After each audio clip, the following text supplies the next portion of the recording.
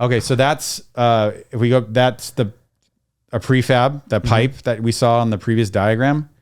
That's a connection. Wow. Yeah, that's jammed it in there. Oh man, yeah. So that's a huge bent. Whoever installed this. And that's metal. And that's sheet metal. Sheet metal, yeah. So he can just go right through that gap right there. So sometimes you see that it really bad installations like that. Yeah. But it's all through this flue. It's all over the place. I remember, as a matter of fact, let's go back to Mike. Yeah. I remember when I met Mike a long time ago, one of the jobs we did, someone just remodeled this whole house, and he found that the flue was missing a section inside. Oh, man. Yeah, that's what I'm saying, where you're like, how did this happen, you know? Yeah. I remember him telling us that. Yeah. It's like, wow, that's crazy. Yeah. Because, the thing's missing. I'm like, whoa, okay. Yeah, sometimes, or you'll see the pipe is just disconnected. Yeah. Like at that connection. It's an offset. Yeah. Where maybe an earthquake did it, or I don't know, it wasn't attached probably, and then they're no longer attached. That happens sometimes. And I've been on plenty of roofs where I'm checking penetrations, and I always wiggle them, and I've grabbed onto metal chimney flues, and they've gone like this. You can know the bottom's going like this. Wow. I was like, okay, we got a problem here, Houston. Yeah, that is a problem. And that might have been, actually, I think that might have been part of what Mike found. Oh, when I was on the roof, I'm going like this, and I said, you better double check that. And he's like, I'm here for that anyway. So I think, and now it's all coming back to me. I'm remembering the house now. Yeah. So this is just another whoever installed just did it pretty much at almost every connection. We're looking at a sheet metal. Yeah. The prefab or the factory built fireplace, the metal chimney. Okay.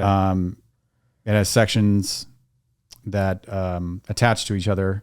And at the connections, they're bent there. You can see with the arrows, the connections are completely bent in several areas where heat can just go right through those connections. Yeah, that's not good. Yeah. It's a lot of the same stuff. Yeah. Same there? Same, yeah. That was really bent up in that on all sides of that one flue. So that looks like it's by the firebox. Yeah, that's the collar where it attaches directly to the top of the fireplace. And so that is something you see a lot of, and I'm probably you do see that. I do, and I have questions about it. So I believe I have questions on this. So you see the wood, the wood hanging there, which is right below the hearth, which is probably made out of concrete, right? Exactly. So the hearth, the support for whatever you see, the finishes, or maybe brick or tile. Right. Underneath it is a poured slab of concrete. Right. And they use these wood boards to pour it, and then they just leave the boards. A lot of times. It just is very frequently something you see a lot. And code requires you to remove all the wood under it because heat does penetrate or radiate through the hearth extension when the fireplace is on. So over time, like you said, it dries out and could ignite. So Got it. That's just inside with my camera. You can see that usually the flue will have a coating on it so that there's no gaps between bricks. Right. And the coating is a refractory cement that is an insulated coating that prevents the heat from radiating through the exterior of the chimney where there is wood frame typically. Right. So the mortar joints can wear out, and there should be it kind of look like a stucco on a house you would normally see inside of a flue. If it doesn't have a flue liner in it, it would have a coating. Right. And that doesn't have it. No coating. Yeah. And I guess those are all. Oh, and then this is just a typical illustration of a masonry chimney. You have, I don't know how deep you want to go into that, but you have the firebox, and then the flue is the inside passageway. Mm-hmm. Where the smoke goes up and heat, and then that's above the roof. There's a crown that sheds water, and there's supposed to be a spark arrestor rain cap. Yeah, we got more pictures of that stuff. We're going to get into that. All right. This is something you see a lot of, is that the flue liners are 2-foot sections of tubes that stack on top of each other. They have mortar filled, so there's no gaps where heat can get through the joints. And that wears out over time. So it's just something that you should, I think that was one of the questions you had for me was that's something need to maintain as a homeowner. Yeah. Right? What's the maintenance? Yeah. The maintenance. If I have a brick chimney versus a prefab chimney versus a McMansion chimney, what am I doing for? Yeah. How often do I need to call a chimney guy? Realistically, without being upsold something, you know? Oh, okay. So I would say, this is not what the National Fire Protection Association recommends. They recommend annual inspection, but I would say it would be, they recommend annually, but it depends on the use of the fireplace. If you're using it a lot, I think it needs more maintenance. Sure, it makes sense. Yeah. So if you are using it frequently, I would recommend annually the fireplace. Even on gas fireplaces, all the manufacturers recommend annual. And I think it's a good idea with the gas fireplaces and the manufactured fireplaces that you do get it serviced or inspected. It doesn't have to be annually, but every once in a while, because moisture does sometimes, like there could be, I've seen roof leaks get into the vents and rust out the fireplace and chimney, things that, from maintenance that affect the fireplace, that have damaged fireplaces. And then, they do get dirty and there's the servicing you need to do. There's maintenance, like a car needs maintenance. So everything needs maintenance. Everything needs maintenance. So I would say, depending on usage, if it's frequent, annually, and then maybe every other year would be a good idea, just to keep on top of things that could be affecting the fireplace. Right. Yeah. The one more thing I would consider. I mean, if there was just a major earthquake. You might want to check it after that.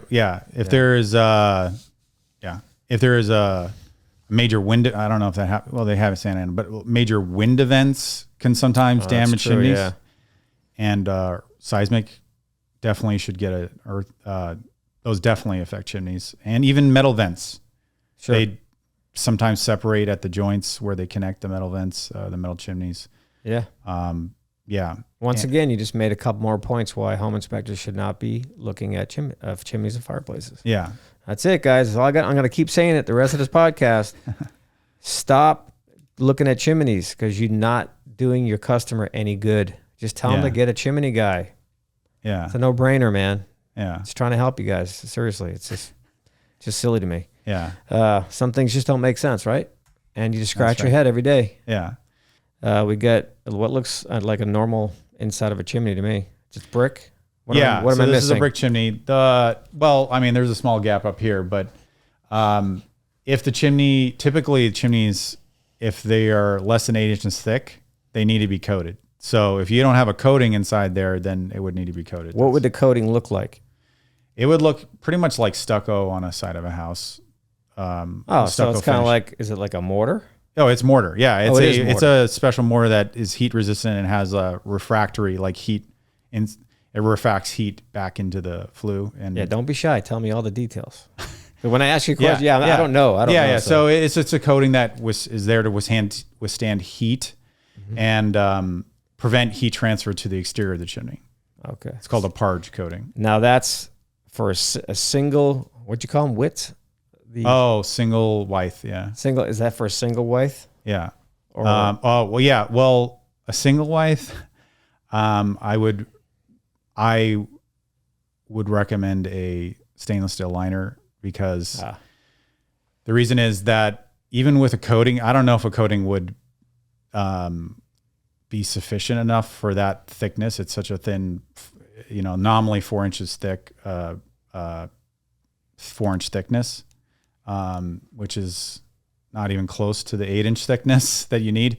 So the stainless steel liners are rated for zero clearance, so they will definitely insulate. They have very high insulation value. Right. So here's the next dumb question I have for you.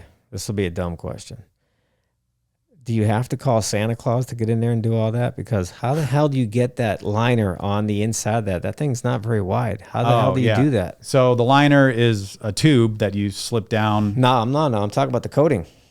Oh, the coating. The coating, it's like a bell system, or you basically have thing that pushes out against the wall, and you pour coating, the mortar, and you pull and it then up. you pull it up like a bell, and then some of them have like a vibrating bell so that it will like push the materials deep into the. And you just when you mix it, it's very sticky. Yeah, so and it gets sticks. Or they have various coatings you can do. They have a spray coating you can do.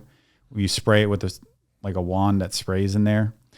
That would make a great video to see how they actually put that coating on. Yeah, with that bell. Yeah, that'd make a great video. Find YouTube definitely has it. Yeah, I'll look later. Yeah, that looks interesting. Yeah.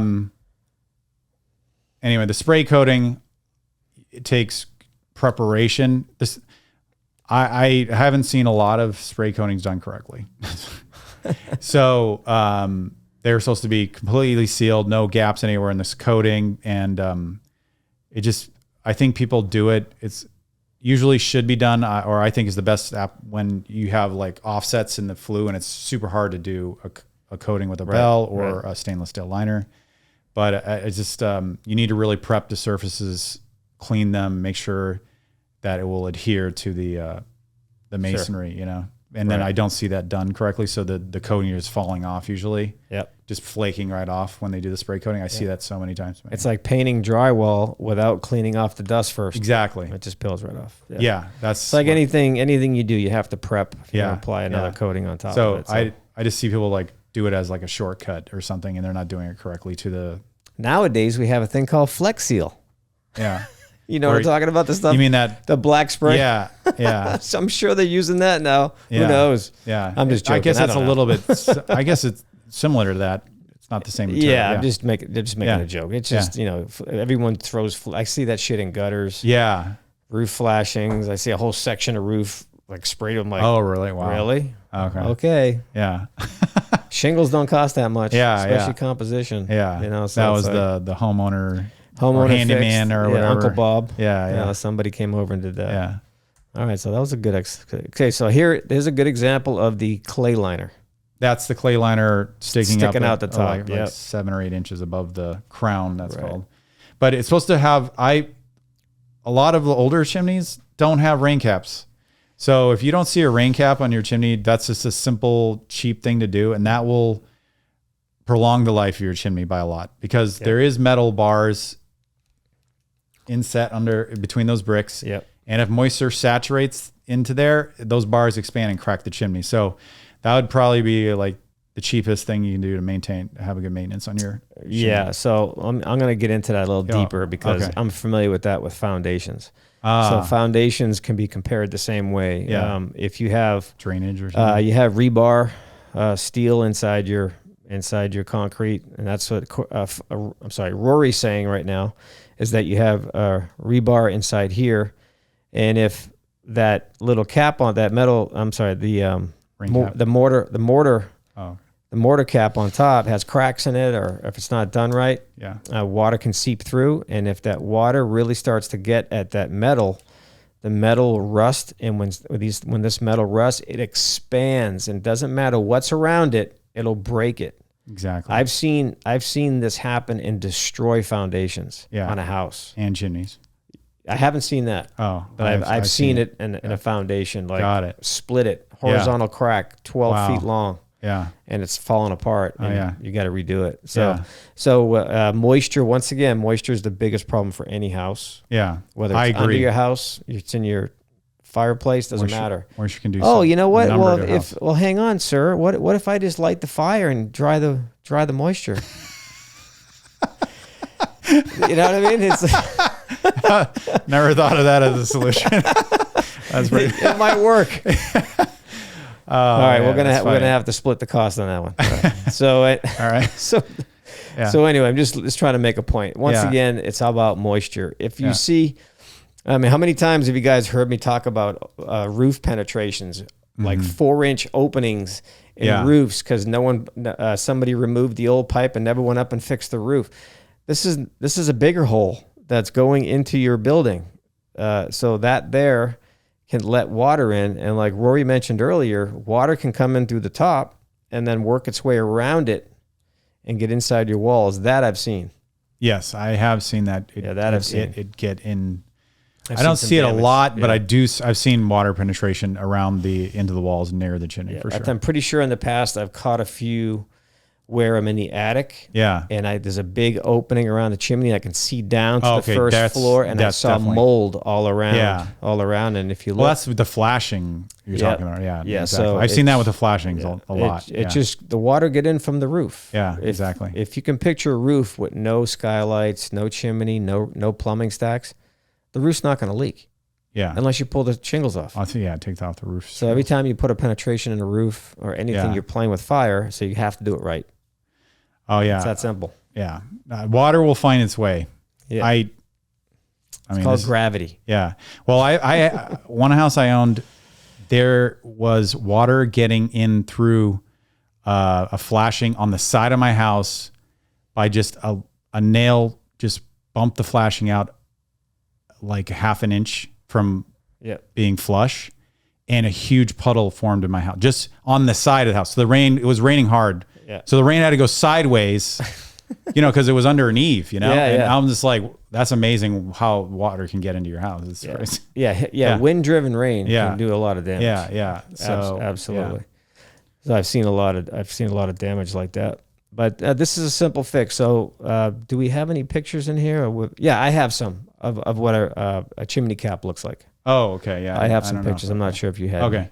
And that's the prefab or the factory built chimney pipe. It has typically an inner exterior wall and an inner wall. These gases are exhausting out here, and there's spacers that keep it separate. So you're on the roof right here. Yeah, I'm looking down the chimney.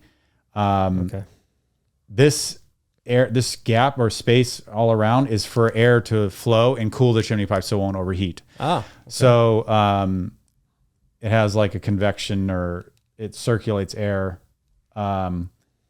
around this wall, the two walls. Yeah. So it's important to have the right cap because it has an air inlet for this, so the air can exhaust and come in. Oh, got it. So having the right parts so it functions correctly are important with the manufactured. Well, boy, do I have a treat for you.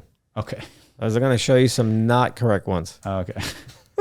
Oh yeah, this is one of your photos. Explain this one. Yeah. Now, this is that's what you were talking about. This is in a crawl space, right? Yeah, this is in a crawl space. Go for it. So the water heater has a gas vent. It's called a B vent, and it's supposed to water heaters. When this house is built, they had really old furnaces or boilers or something. And they had a basement. They had a basement, yeah. And the exhaust was a lot hotter than it wasn't as an efficient system. So the exhaust would heat up a masonry flue, and you could exhaust the gases for those old furnaces or the old octopus furnaces. Yeah. They look like monsters. Yeah, in the they're huge.